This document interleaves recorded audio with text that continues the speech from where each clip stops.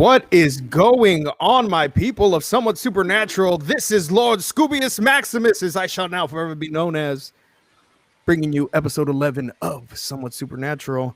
And today, I want to introduce you to my special guest co-host, my brother from another mother, the man, the myth, the motherfucking legend himself, Ben DeLeon of the Recycled Corn Podcast. What's going on, brother? Thanks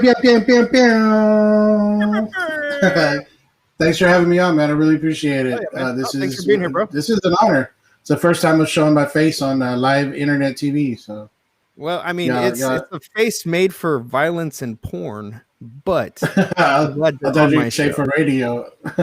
Well, you know that too. All right, what's up, Joseph? We got our first viewer, Joseph Moreno. What's going on, buddy?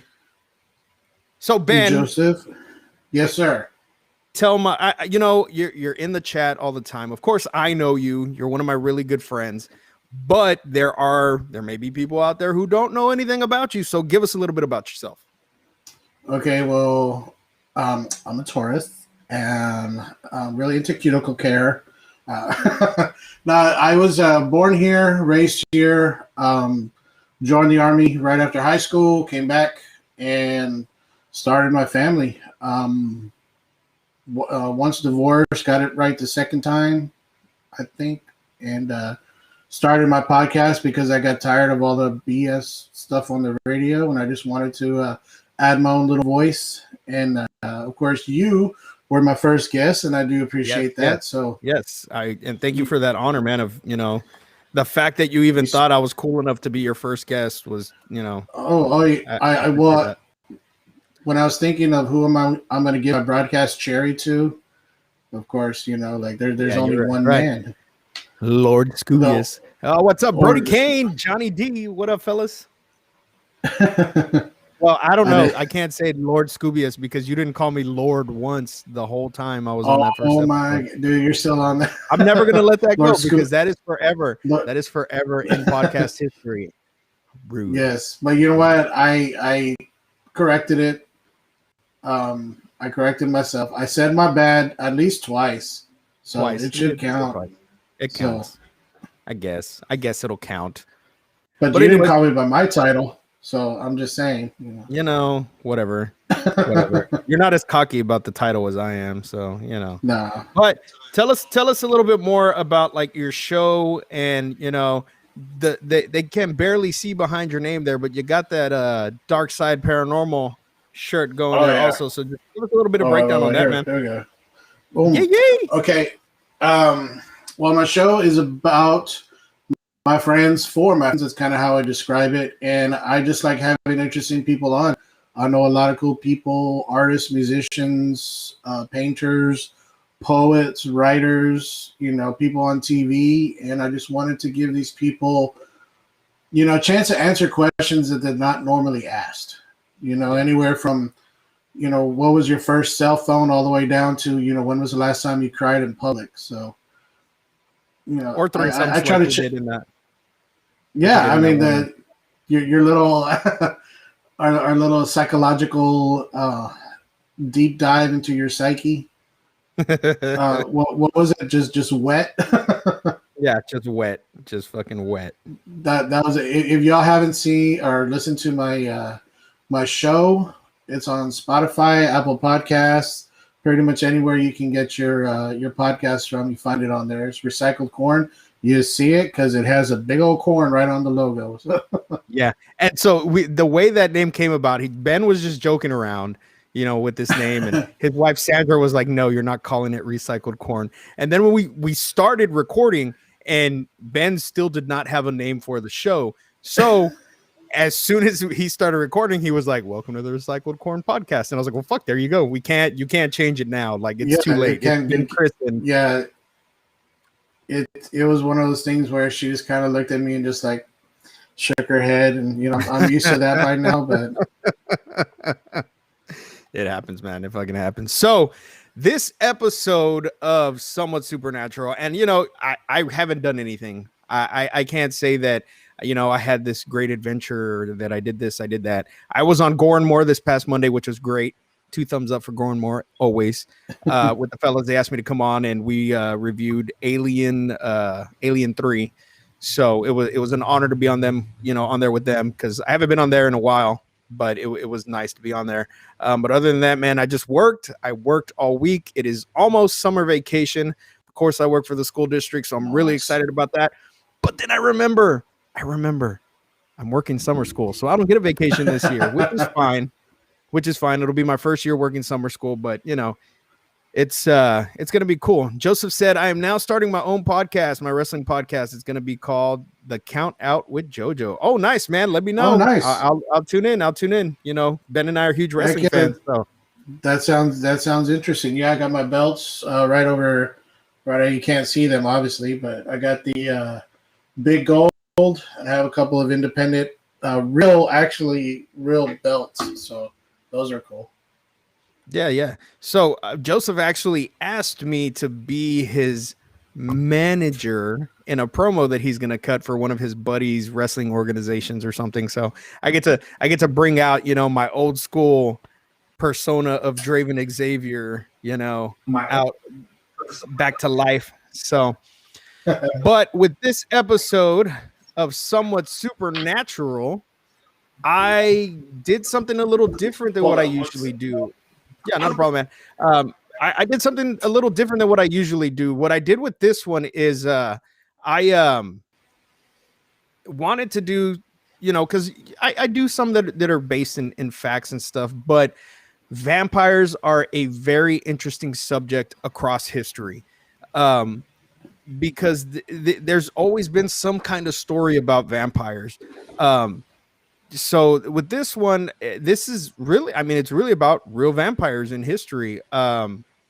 From, actual accounts that were recorded throughout history. And, Ben and I were talking beforehand, before we went live, and I was like, I wonder when all of this just kind of just died out and the vampire went from an actual fear of people to just a myth, just a legend, and I think a big part of it has to do when we started embalming bodies, because back then they didn't embalm the bodies. And so when they would dig them up, they would see these bodies in different states. And of course, sometimes there's just special cases where bodies don't decompose the way, normal bodies do. And they would think, oh shit, there's a vampire. Let's fucking cut off the head and fucking stab him in the heart and shit, So, but it's just hard to dismiss the facts that are presented in some of these cases for vampires,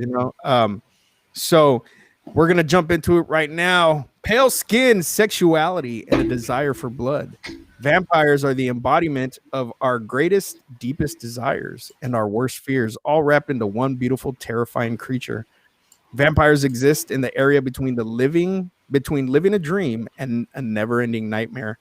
Vampires remain one of the most popular undead creatures to date, whether in books, in cinema, or tales. Vampires are a legend that will never die. Get that? Did you get like that? Vampires are a legend that will never die. I like what you did there. Well, one of the things that I find fascinating is how different cultures throughout the world, all over the world, came up with their own kind of vampire myths all around. Yep. Yeah, all around the same time. So it's kind of hard to say that these things weren't real at some point. Yeah, and that's what gets me the most, is that every civilization had some form of a vampire, whether it was an actual like blood-sucking vampire or like an energy driven vampire, because those are vampires too. Vampires don't only just drink your blood, they can take away your life force as well. Right, that's a good point. So the origins of a vampire, you search that gray area between the living and the dead, and there you will find the vampire. More than any other supernatural being, the vampire has both frightened us and mesmerized us throughout the ages. Now, if you think back to, the old school vampire movies that were scary, like Nosferatu, Dracula, those types of movies frightened us, But then nowadays you have like Twilight, where they romanticize the hell out of vampires. And the vampire is no longer something that people fear. You know what I mean? It's some. They only come out at night. Want to be. Yeah. Yeah. You know what? Oh fuck! I'd still say between a werewolf and a vampire, I would still want to be a werewolf. I know I posted that question on Facebook a while back, and I'd want to be a werewolf. I don't know that I could not be in the sunlight. I don't really like the sun going outside during the day that much, but you know, there's things I need to do during the day. So they only come out at night and possessed an animal magnetism unrivaled by any other supernatural being. Long fangs, pale skin, and the ability to shapeshift give the vampire powers most of us can only dream of. But the vampire we know now didn't always exist this way. So I went ahead and I put down a couple of different types of vampires throughout history. I didn't give specific dates on all of them or anything, but I went back and added a couple after you mentioned one that I had completely forgot about. So the first one, I mean, and that fucking awesome intro you wrote for me on fucking Facebook was amazing. So I don't know. You want to read the first one, man? Since that was kind of your. Go ahead and read it for us. Was that Luca? Is that right? Yes, sir. The Luca is a Hebrew word that means horse leech, a type of leech with many teeth that feeds on the throats of animals. According to biblical scholars, a Luca can mean bloodlusting monster or vampire. A Luca is first referred to in Proverbs 30 in the Bible. The most detailed description of Luca appears in Sefer Chazidim, where the creature is understood to be a living human being but can shape change into a wolf. It can fly by releasing its long hair and would eventually die if prevented from feeding on blood for a long enough time. Once dead, the vampire can be prevented from becoming a demon by burying it. Was it by burying its mouth stuffed with earth, or being buried with its mouth stuffed with earth? Solomon refers to a female demon named Aluka in a riddle he tells in Proverbs. The riddle involves Aluka's ability to curse a womb-bearing seed. I guess it would be a baby. Yeah. Historically, you know what? It's kind of fucked up that there a few of these other ones have to do with babies, infants and babies and newborns. It's fucking weird, man. Well, wouldn't you look at it as that since vampires are undead, they have life force, and what has more concentrated life force than a baby? Oh yeah, I get that, but the fact that a majority of these civilizations, that weren't even close to each other, all centered around vampires having some kind of like urge, or not urge, but some kind of like lust for drinking or eating, because some of them didn't even drink the blood; they ate the whole damn baby. Yeah. So it's just weird that a lot of them, kind of told those similar stories. What would you say, like a cautionary tale about doing certain things and making sure you don't go certain places by yourself at night? And well, yeah, I mean, and you that's still till to nowadays we tell stories about, oh, don't do this because so and so did this and this happened. You know what I mean? And that's always been a thing, especially like us growing up Hispanic. Oh, you can't be out late at night doing this because of lechuza, or don't go by the river because la llorona. You know what I mean? And so it's kind of the same thing, in a sense, but there was actual history behind these. You know what I mean? Well, now with the chupacabra, would you consider that a type of vampire? So, in a sense, yes. I've never heard of a chupacabra attacking a human. It's mostly farm animals, but I mean they drink blood, so I mean that is a vampire. You know what I mean? That is in all essence what a vampire does. They drink blood. But this, the chupacabra, I mean, yeah, he would be an animal vampire until he starts attacking humans, if he ever decides he wants to do that shit. If and when. Yeah, if and when. Imagine that though, like you get bit and turn into a chupacabra. I mean, that doesn't have the same ring to it. Yeah. It would suck. I see what you did there. Nah, I'm gonna suck your goat. So let's see. Joseph said, "Want to know why vampires don't scare us? Because my mom scares me, and I didn't take the chicken out once, and it was still frozen." What the fuck? All right, that'll do it.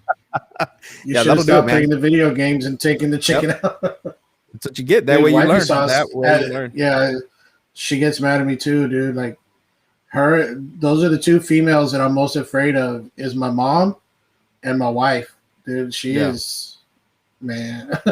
she's Hey, but tiny, she can get but down in the she's. kitchen. She can get Oh down my in the god, kitchen. I give her that. yeah. I used to be skinny. No, he would. No, he didn't. No, he don't let him lie to you. Well, I didn't say So- when. Yeah. Okay. All right. He's right. He's right. All right. Continue. Let's do this. Do you remember where you Let were? me see.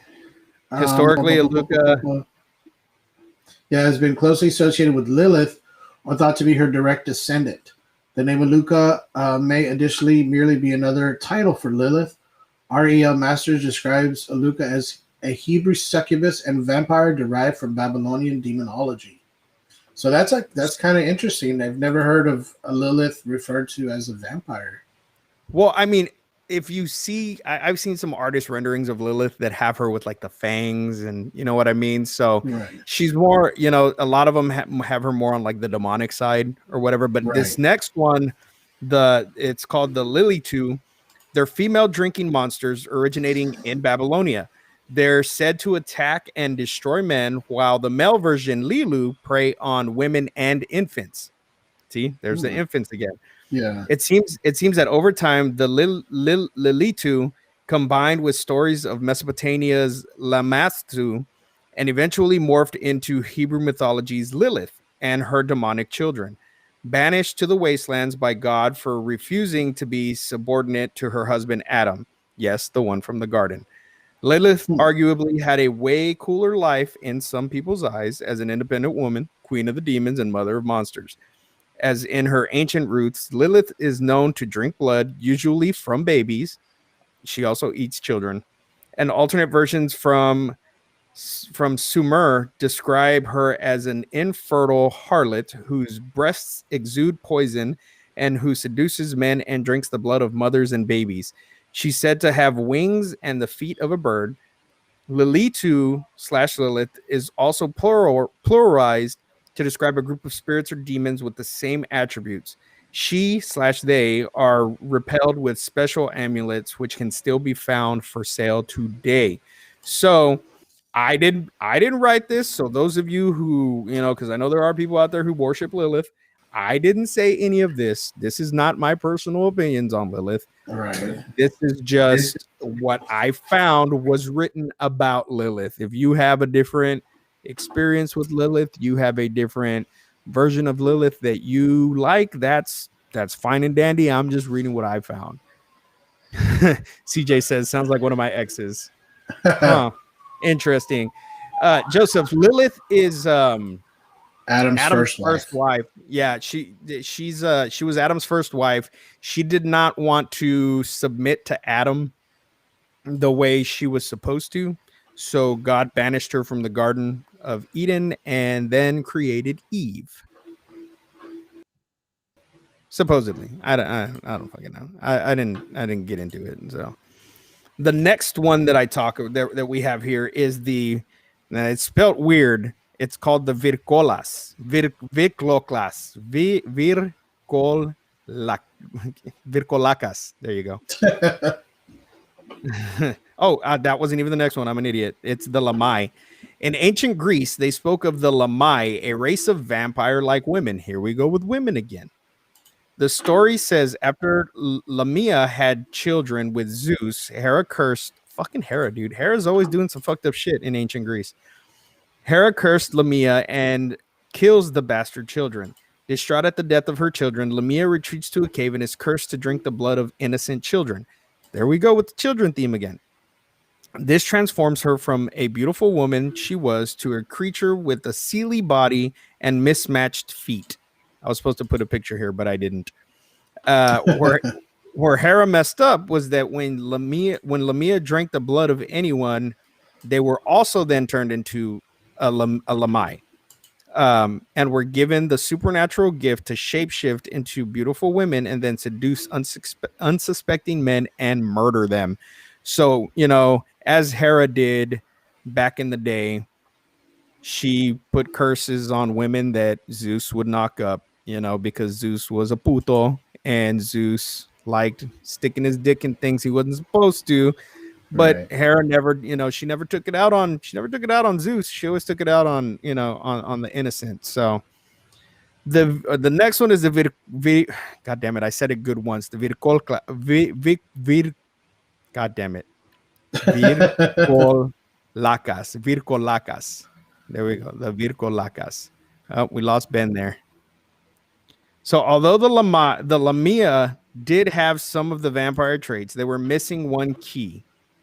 They were not undead. In Greece, the Vircolacas were the undead who returned either to start new lives or to menace the living. Vircolacas can be destroyed by fire, as many things can be destroyed. They can be destroyed by fire. We lost Ben there for a bit. I'll put him back on once his picture comes back up. So the next one is the Calitanzaros. So they're most like today's vampires and the true vampire of ancient times. The Calitanzaros are children born between Christmas and the New Year and are cursed to become vampires upon their death. So back in the day, regardless of if you were bit by a vampire or what the fuck was going on, if you were born between this time, there we go. We got Ben back. So you're good, man. No worries. It happens. So if you were born between the time of Christmas and New Year's, you were cursed to begin with. So anybody that you know that was born from December 25th to January 1st, they're fucking demons. They're demons. Guess whose birthday is December 25th. Wifey Sauce. Yep. Damn, she's a demon. And she's got those powers, dude. She's got those powers. Oh, and she does. So, the people born in that time were usually feared by everyone, though through their entire lives.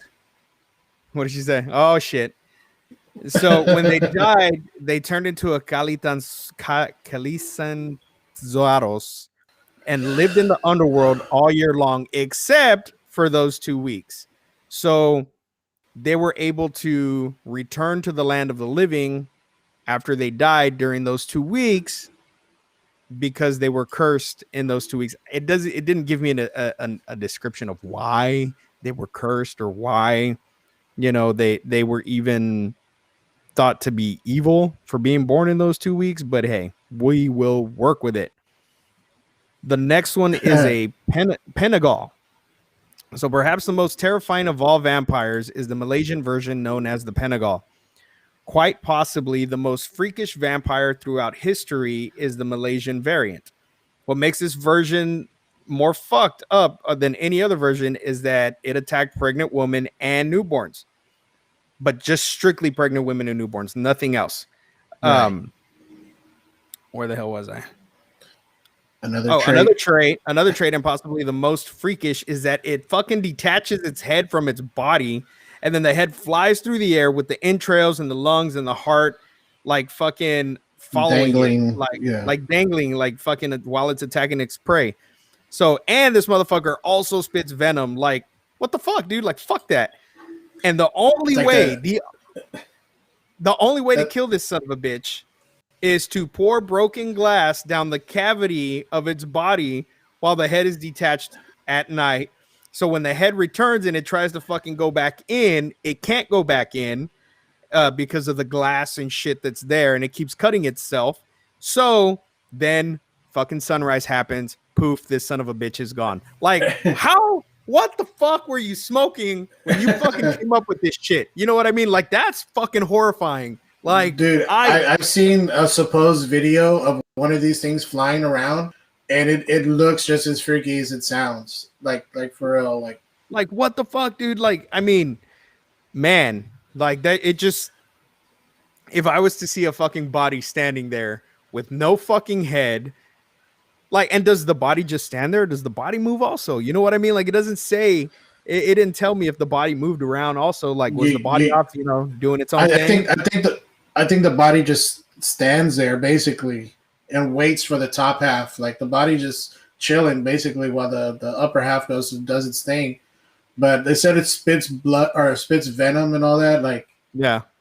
That's how you know when to move, whatever, because you just hear like that. So just get out the way.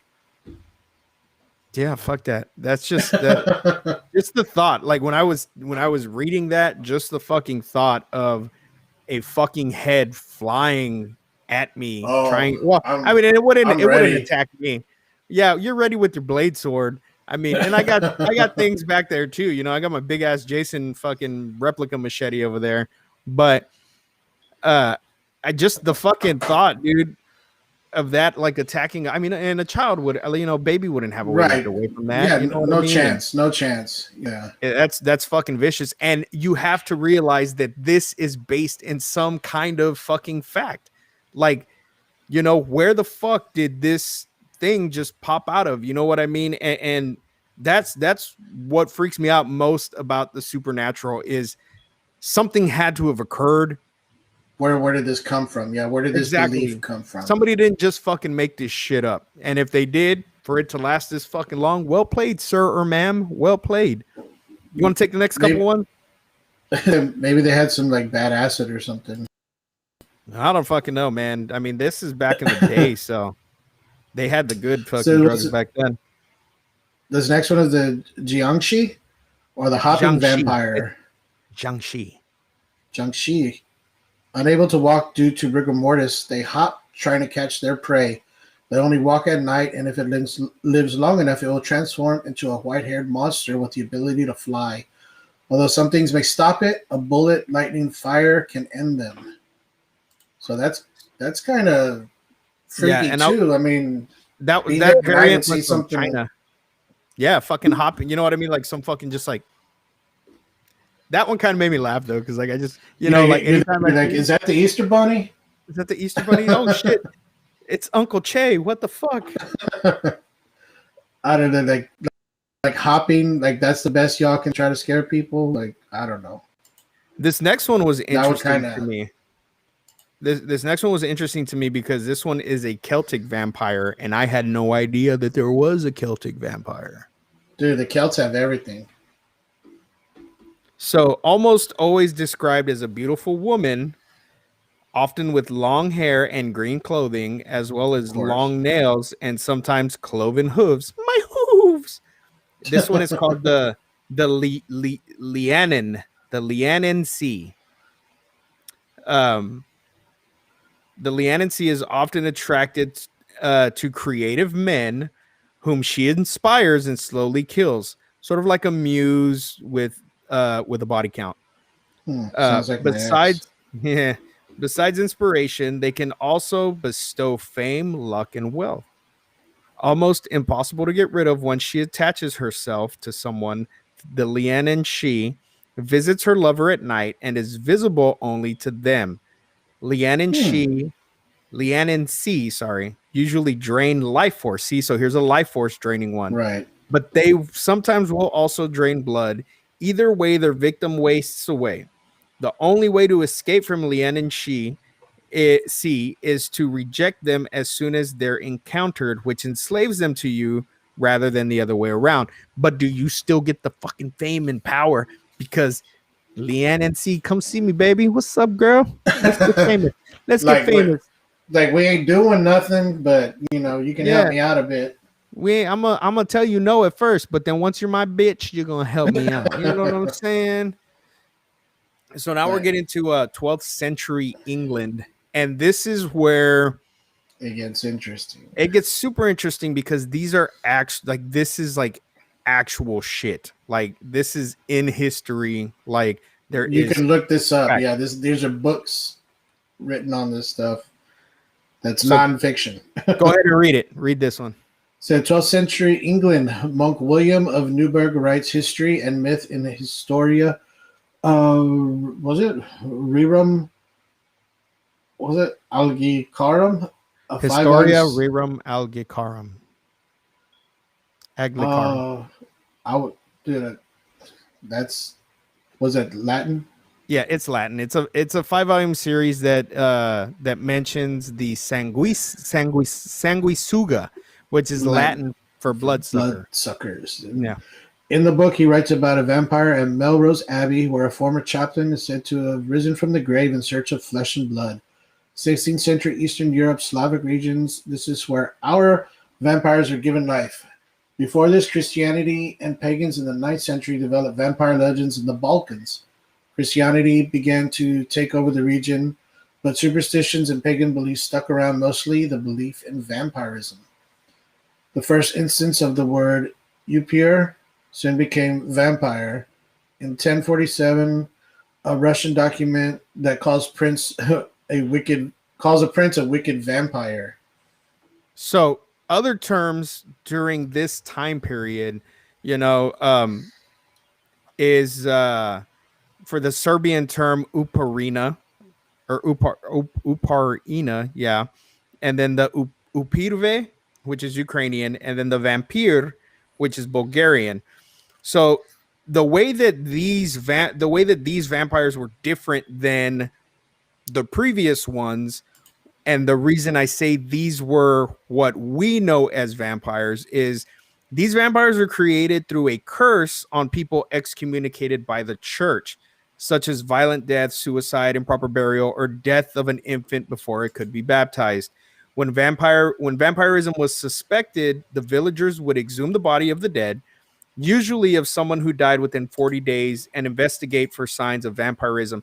Now, there was something that said that within the 40 days, because it had something to do with Jesus or something, and the 40 days of something or other, it didn't make sense to me, and I read it a couple of times, and I was like, that doesn't make any sense to me.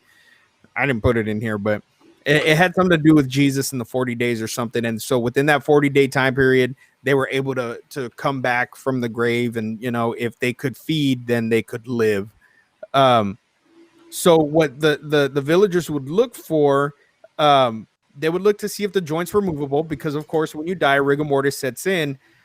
But what they didn't realize at the time was that later on, if after you've been dead a while, your joints eventually loosen up. You know what I mean? It's not like rigor mortis sets in and then you're stiff forever, but that was a sign that they thought, contributed to vampirism.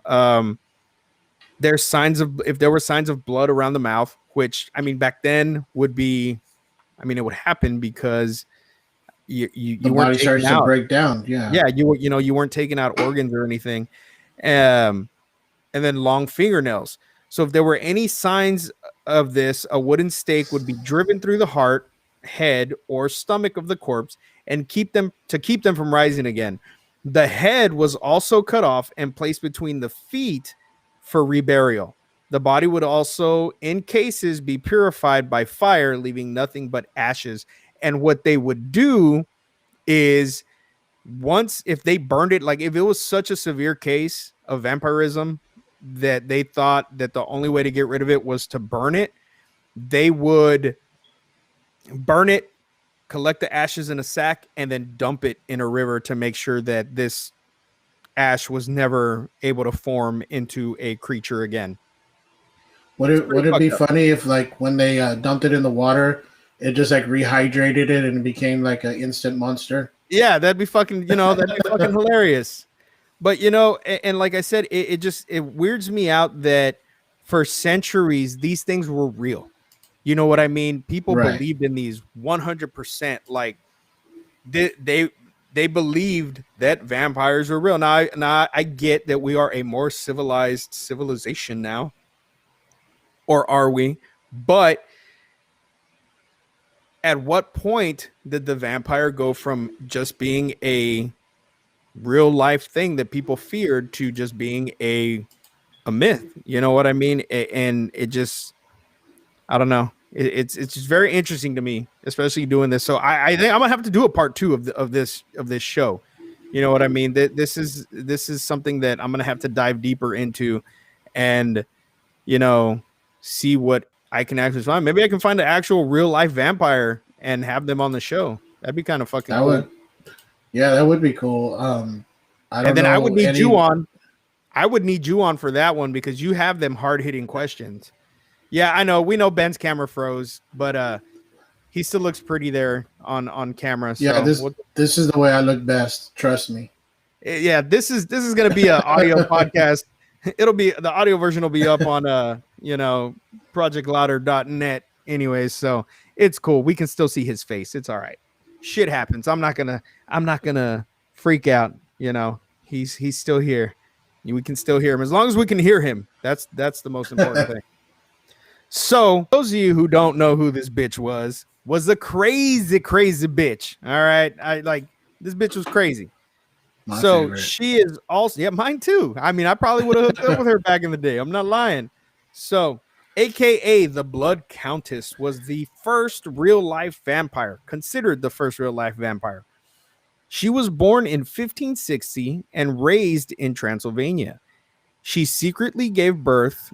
That she conceived with a peasant.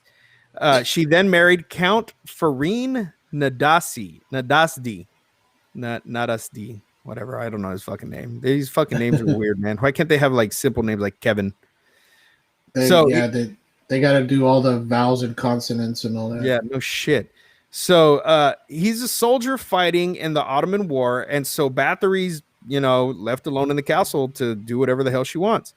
Bathory is known for being extremely cruel to the staff in the castle. For instance, one girl was caught stealing fruit, and as her fucking punishment, she was tied naked to a tree and smeared with honey. Sounds hot. You know what I mean? I'm like, ooh, right. That's all tied up, ready to go. Yeah, until you fucking realize that she fucking tied her to a fucking tree covered in honey so that the fucking animals and insects and shit would fucking eat her alive. And that's what they fucking did. They fucking ate her alive. Like, that's just fucking fucked up, man. So others would get strips of paper soaked in oil between their toes, and then Bathory would light the strips on fire, and she would stick pins under the fingernails of certain people that pissed her off. Bathory was definitely the Karen of her time. I was about to say the OG Karen. The OG Karen. She would definitely want to talk to the manager. The most unlucky of them all would be thrown naked and wet into the winter night to die of the elements. The Count was also a dick, though, and he dies in 1604, leaving Bathory to her cruel games and to come up with even more fucked up ways to torture people. So at this point, she was living in 2 homes in Slovakia and 1 home in Vienna. So she was going back and forth.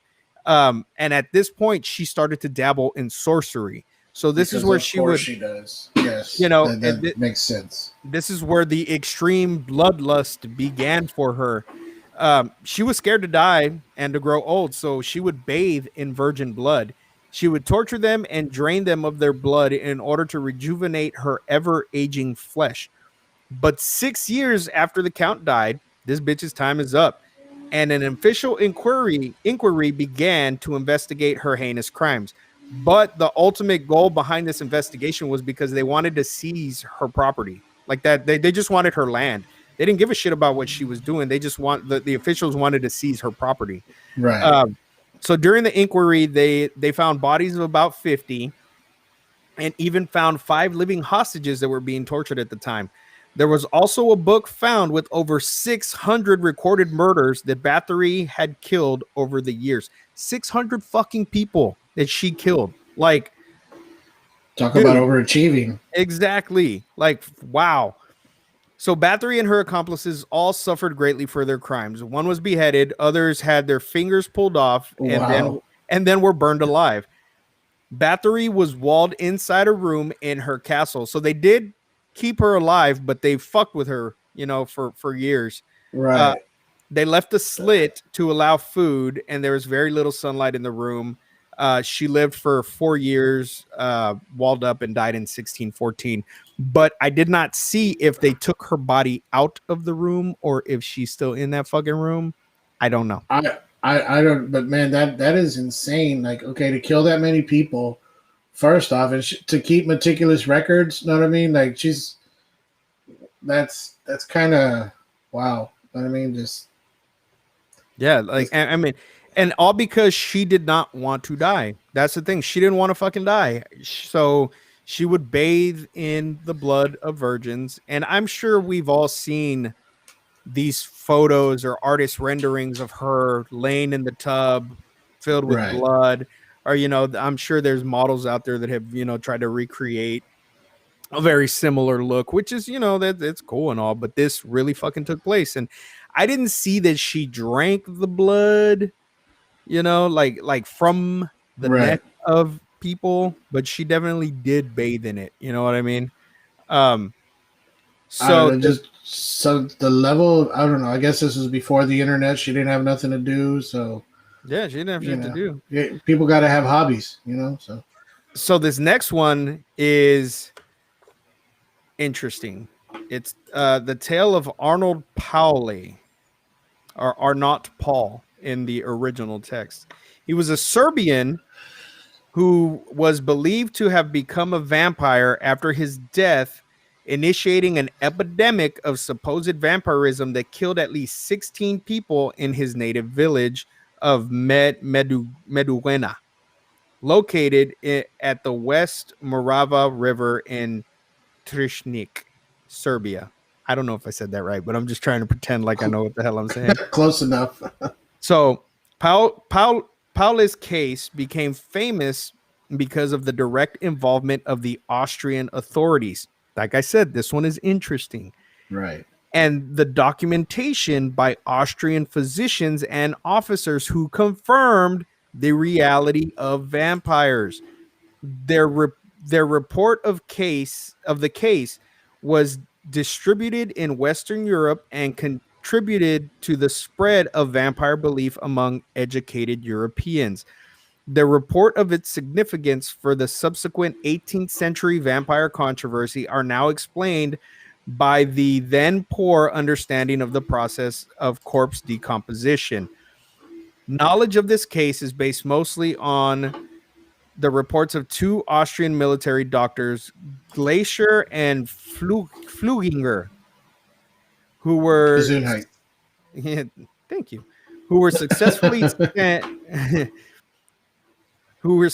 sent, to investigate the case. Scholars have suggested that Paoli's case has influenced the depiction of vampires in popular cultured text. This outbreak is only known from Fluginger's report about the second epidemic and its prehistory. According to the account, the locals said Arnold Pauli, who had moved to the village from the Turkish-controlled part of Serbia, reportedly often mentioned that he had been plagued by a vampire at a location named Gosowa. Perhaps Kosovo is what it says here. But that he had cured himself by eating soil from the vampire's grave and smearing himself with his blood. So I guess was that his own blood or the vampire's blood? it didn't say. It just said with his blood. So that's what I was about to say. I don't know if it was his blood. It had to have been the vampire's blood. You know what I mean? Why would you smear yourself in your own fucking blood? So about 1725, he broke his neck in a fall from a hay wagon. Within 20 or 30 days of his death, 4 people complained that they had been plagued by him. These people all died shortly thereafter. So people said they saw him, and then those fucking people died, like shortly after. It was then remembered that Arnold had often related in the environs of Casanovia and on the Turkish Serbia. He had often been tormented by a Turkish vampire. He also relayed that he I already read that shit. What the fuck am I saying? My bad. Where the fuck was I at? Oh, so 10 days later, 40 days after Arnold's death, the villagers, advised by their Hadnek, a military administrative title, who witnessed such events before, opened the grave. They saw that the corpse was undecomposed. He had been dead for 40 days already, and he was already undecomposed, or he hadn't had any decomposition. With all the indications of an arch vampire, his veins were replete with fluid / blood, and the fresh blood had flowed from his eyes, nose, mouth, and ears, and that the shirt, the covering, and the coffin were completely bloody. That the old nails on his hands and feet, along with the skin, had fallen off, and that new ones had grown. Further, his body was red, his hair and nails and beard had all grown again. Concluding that Paoli was indeed a vampire, they drove a stake through his heart, and when they did this, the fucking body screamed when they fucking impaled him. That's insane. Yeah, it fucking let out a shriek as if it were alive, groaning and bleeding, and then they burned the body. So that being done, they cut off the head, burnt the whole body. They disinterred Paoli's 4 supposed victims and performed the same procedure to prevent them from becoming vampires as well. So this was well fucking documented by the government, and they fucking basically said, "Fuck yeah, this dude's a fucking vampire. This shit really happened." Now, see that the part where they said that it screamed, that's a part that really got me, because most of the other stuff can be explained. You know what I mean? Like as far as like the fluid and the blood and coming out the eyes and the nose and all that. Like we said earlier, once rigor mortis, lets the body go, everything starts becoming pliable again, including the blood, which can seep out through all the orifices. Yeah. But for it to scream when they put the stake through the heart, I mean, that's kind of a little bit more difficult to explain. Yeah. And so when I read that one, I was like, holy fuck, like that's to me, that I've never heard that before. Of course we've seen it in fucking movies where they fucking, stake the vampire and the vampire's like, ah, you know what I mean? But to actually know that it happened in real life and that the police were involved in all of it. Yeah. So the next person was the Viscount de Morive. The Viscount de Morive. This man kept his wealth, positions, and estates throughout one of the bloodiest and most violent portions of French history. A cruel man who hated those he deemed the common folk. This dude was a dick. He enjoyed executing those who worked for him one by one. His evils eventually caused him to be assassinated, so they fucking dealt his ass. So after his death, as those who lived under his fearful reign of terror relaxed and returned to normal, fucking kids started dying. Over the next 70 fucking years, many children of those who lived in the estate kept dying. And all the reports indicate that all of the victims had puncture wounds from jagged teeth of a vampire in their neck. Toward the end of the 1870s, de Morive's descendants became interested in the persisting rumors that their grandfather was in fact a vampire. He had the family vault opened and invited local dignitaries and religious leaders to investigate the contents of the tomb with him. All of the other corpses interred in the vault had become decomposed as normal, but the Viscount's coffin was open and he was found to be in the same condition as he had been the day he was interred, with no sign of decomposition after 70 years. Okay. That's 70 years. 70 years, no fucking nothing, no decomposition at all. So, with no sign of decomposition, his body was removed from the tomb and a stake was driven through its beating heart. I don't know if their heart was really beating or not, but that's what they said, it was beating. So as the blood poured from the wound and the corpse cried out in pain, he was beheaded and his remains were burnt. After the Viscount had been destroyed, there were no more unnatural child deaths on the estate. There are those who believe that de Morive was born in Persia, married to an Indian, and then moved to France. It is also believed that his wife brought his vampirism from the East. So, okay, now, why did it take 70 years for them to investigate this? Well, that's think, my main question. Well, you got to think, this isn't some small ass, it wasn't some small ass fucking village where there was superstitions of vampires and all that shit. You know what I mean? So maybe they just finally fucking said, fuck, maybe homeboy's a fucking vampire and they fucking decided to fucking dig him up. You know what I So mean? you think it was like all political? Like, no, there's no way that my, grandfather or father, whatever, could be a vampire. So no, I'm not even going to entertain this. I mean, it's possible. You know what I mean? And then one day he said, fuck it, let's open it up. And, like I said, there are cases where you can open a tomb and the body looks like it just fucking died. It happens. But not after 7 decades. 70 fucking years. Like, there's no fucking way. And then they said, too, that when they did the stake, the body screamed. So, right. And beating heart and all this, like, yep. That's a little difficult to explain. Yeah, and again, this is factual. This happened in history. This is not just some fucking made up fucking story somebody told. No, this actually fucking happened.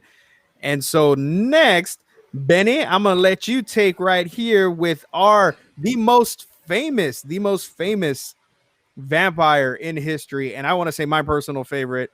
I love this man. I can't say that I love what he did, but I will go to his castle one day. And God damn it, I'm gonna fucking make it happen. Yeah, and we'll be there with you. And of course, we were talking about Dracula, Vlad III, most commonly known as Vlad the Impaler, not to be confused with his cousin Vlad the Inhaler. Bazinga! Vlad was a Voivodie Wallachia 3 times. Wallachia. Between. I'm sorry. It's Wallachia. Wallachia? Okay, there you go. 3 times between 1448 and his death. He is often considered one of the most important rulers in Wallachian history and a national hero of Romania. He was the second son of Vlad Dracul, who became the ruler of Wallachia in 1436. Vlad and his younger brother Radu were held as hostages in the Ottoman Empire in 1442 to secure their father's loyalty.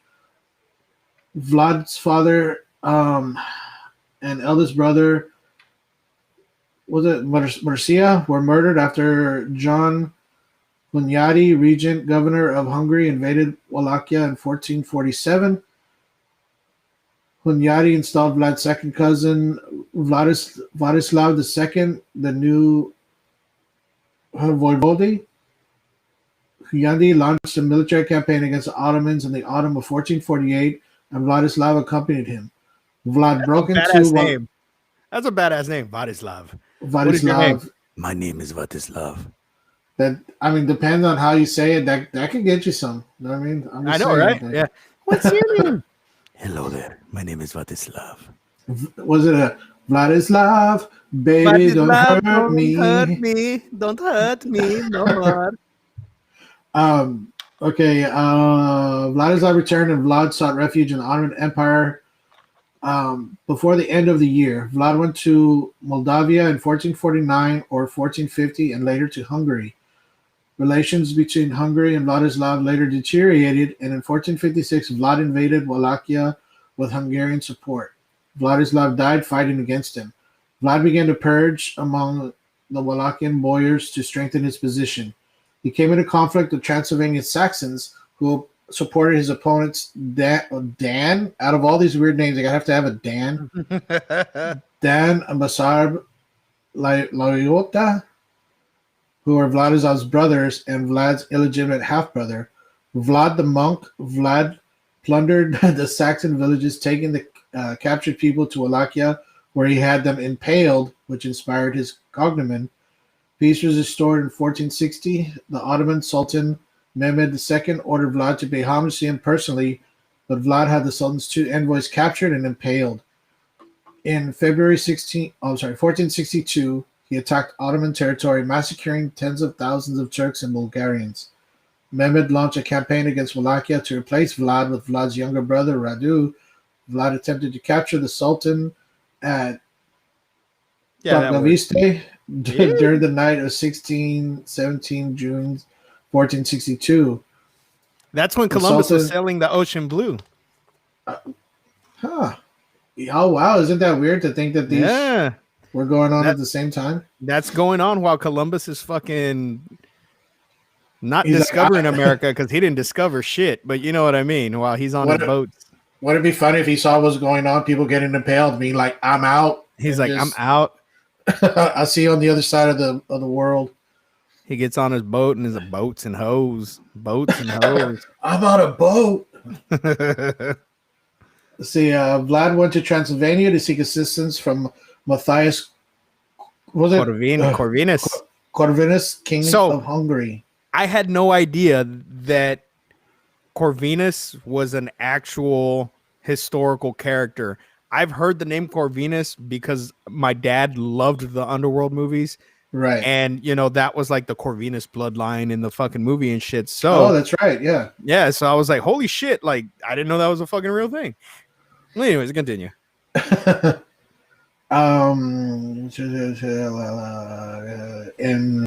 Corvinus had him imprisoned. Vlad was held in captivity in Visegrad from 1463 to 1475. During this period, anecdotes about his cruelty started to spread in Germany and Italy. He was released at the request of Stephen III of Moldavia in the summer of 1475. He fought in Corvinus's army against the Ottomans in Bosnia in early 1476. Hungarian and Moldavian troops helped him to face Basarab Laiota, who dethroned Vlad's brother Radu, to flee from Wallachia in November. Barsab returned with Ottoman support before the end of the year. Vlad was killed in battle before 10 January 1477. Books describing Vlad's cruel acts were among the first bestsellers in German-speaking territories, because of course they were. Of course.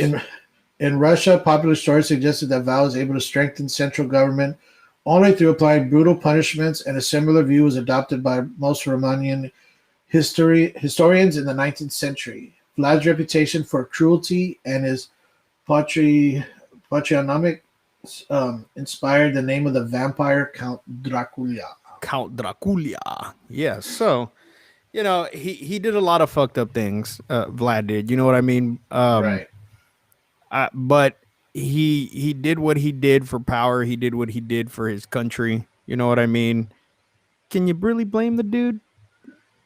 Yes, you can. Because I was gonna say, yeah, but you know, there were ways to secure your empire through other means, and I guess you know he'd rather rule through fear. Yeah, fuck yeah, man. I mean, that's how I would do it. I mean, yeah, on. but you're a Sith, so I'm not. I'm a gray Jedi. I'm a gray Jedi. Well, all there's just for men now, so you can change it back to black. So this last one, okay, this last one takes place on our side of the pond, all right? And this is Mercy Brown. This is the Mercy Brown, not to be confused with Murphy Brown. Mercy Brown. So in Exeter, Rhode Island, several members of George and Mary Brown's family suffered a sequence of tuberculosis infections in the final 2 decades of the 19th century. Tuberculosis was called consumption at the time and was a devastating and much feared disease. The mother, Mary Eliza, was the first to die of the disease, followed in 1886 by their eldest daughter, Mary Olive. In 1891, Mercy and son Edwin also contracted the disease. Friends and neighbors of family believed that the one of the dead family members was a vampire, although they did not use that name, and it had caused Edwin's illness. This was in accordance with threads of contemporary folklore, which linked multiple deaths in one family to undead activity. Consumption was a poor understood condition at the time and the subject of much superstition. George Brown was persuaded to give permission to exhume several bodies of his family members. Villagers, the local doctor, and the newspaper reporter exhumed the bodies on May 17th, 1892. The bodies of both Mary and Mary Olive exhibited the expected levels of decomposition, so they were thought not to be the cause. However, the corpse of the daughter Mercy exhibited almost no composition and still had blood in the heart. This was taken as a sign that the young woman was undead and the agent of young Edwin's condition. Her lack of decomposition was more likely due to her body being stored in freezer-like conditions in an above-ground crypt during the 2 months following her death.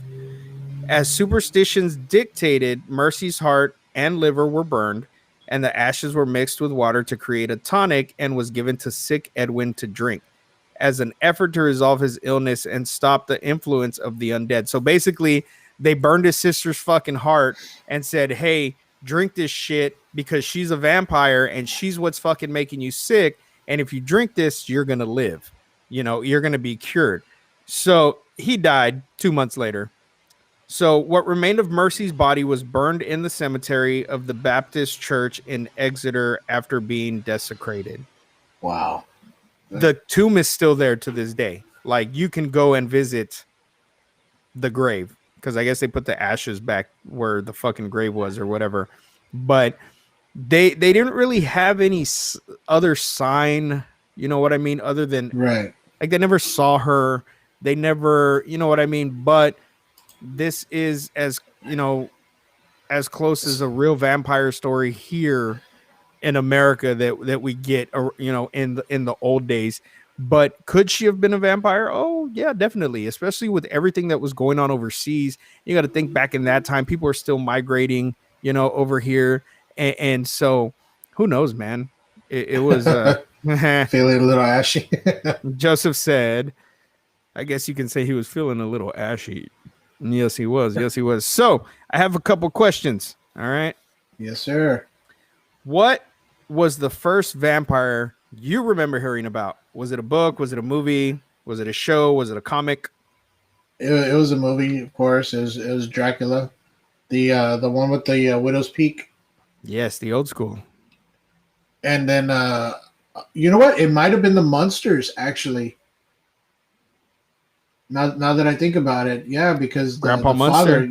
father, Grandpa Munster had the was it a stereotypical vampire outfit, and I think that might have been it. And then I was introduced to the movie Monster. I want to say for me, it was probably in a book. So we used to have these books when I was in elementary. I wasn't allowed to watch scary movies when I was a kid. Go figure now.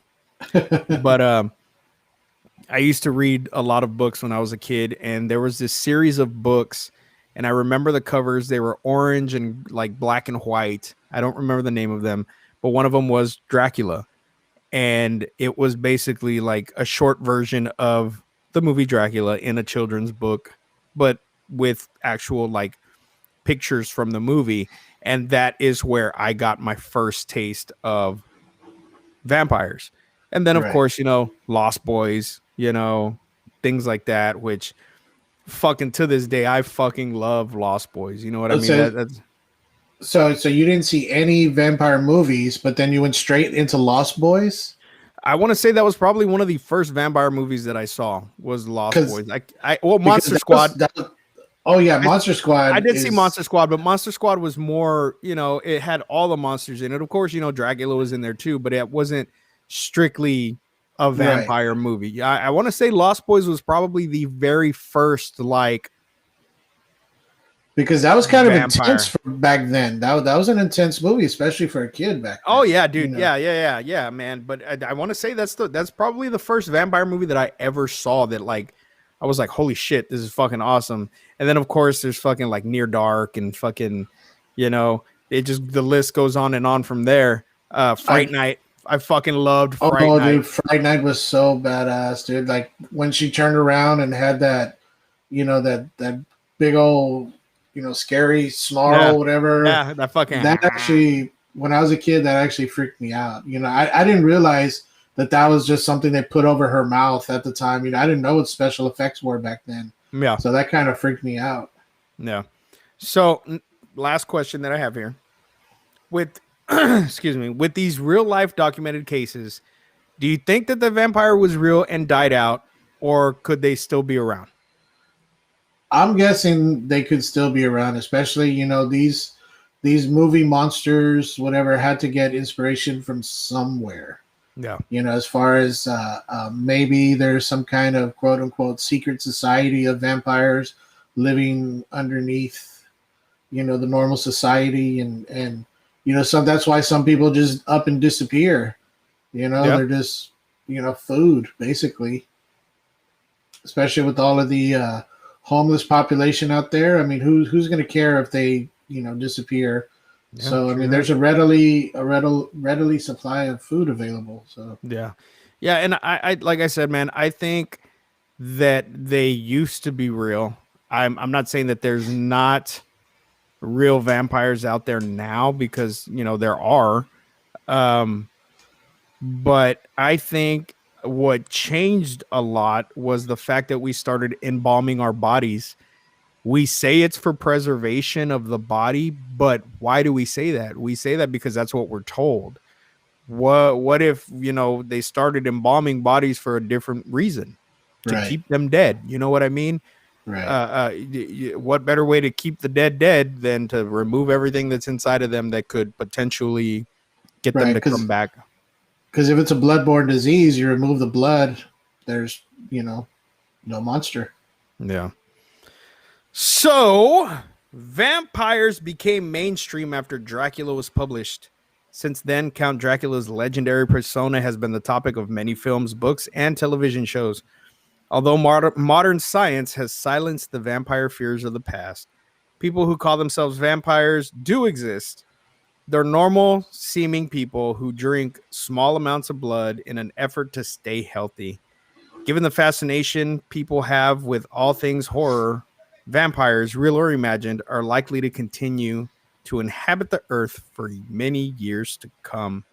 Ben, I want to thank you for being on my podcast. I know you were very iffy about being on a video podcast. You didn't want people to see your beautiful face, but I want to thank you for being, you had me on your podcast, and I have the honor now of having you on my podcast, and I want to thank you for that, man.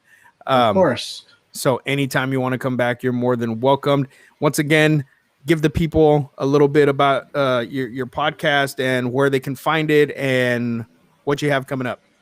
All right. My podcast, of course, is the Recycled Corn Podcast.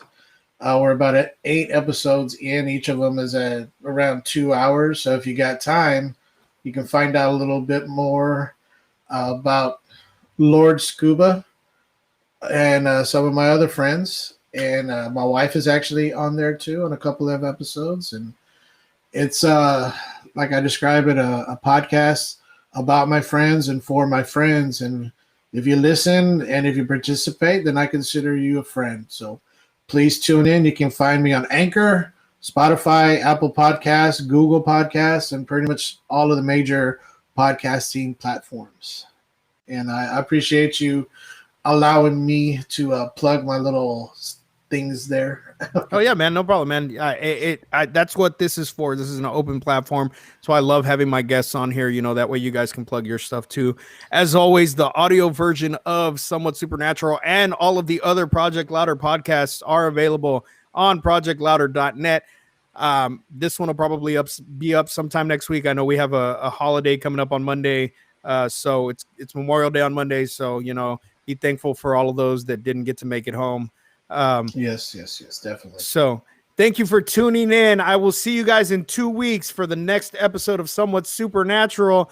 It's a toss-up between two subjects. I'm not sure if I want to do Persian demons or if I want to do werewolves. We'll find out. I'll let you know in a couple of weeks. See you then. Stay spooky, baby.